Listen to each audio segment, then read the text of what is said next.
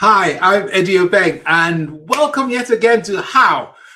Daily, I bring you a different idea, a different tool, a people engagement tool, a problem elimination tool. And today, I have one for you if you're a senior person in an organization with complex change where there's a lot of turbulence. It's called BindRing. And let's jump onto Cube and I'll walk you through it.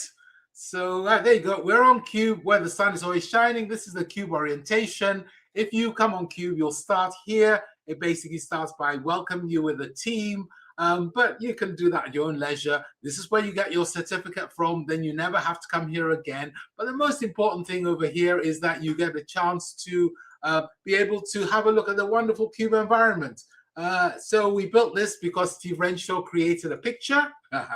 And so we built the picture on Cube. That's the fun.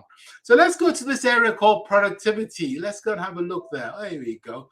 So in this section here, in the orientation, people come in and they learn about, what we've done in terms of projects. So this, for example, is a project of a drum beat, or maybe they come over here and they have some case stories they can read about, like one here in the health service. So you can come and do this at your leisure.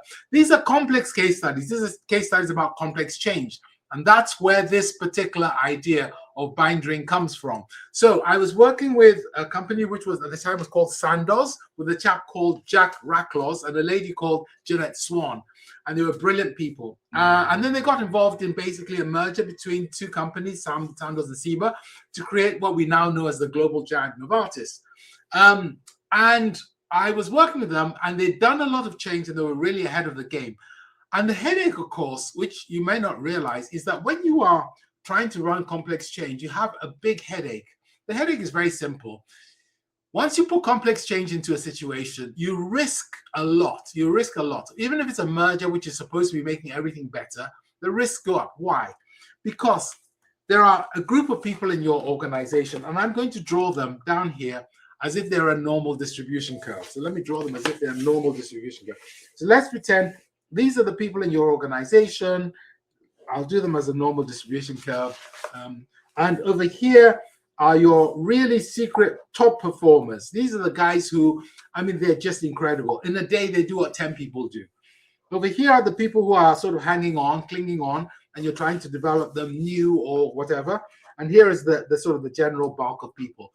Now, when you're doing a merger, which is what they were doing, the theory is, as we bring the organizations together, they will both become stronger and blah, blah, blah. Of course, it's not true, because every organization is successful because it has a formula. So let's say, for example, your organization here, what they're good at is they're really good at, marketing. They're not so good at sales. They're not so good at manufacturing or technology. Let's pretend that's it. And there's another organization here, and they are really good at technology, but not so good at marketing, sales or marketing or manufacturing. They're great at technology. Now, what will happen is, in this organization, you would have hired the very best of this type of person. In the other organization, your best people will be from technology.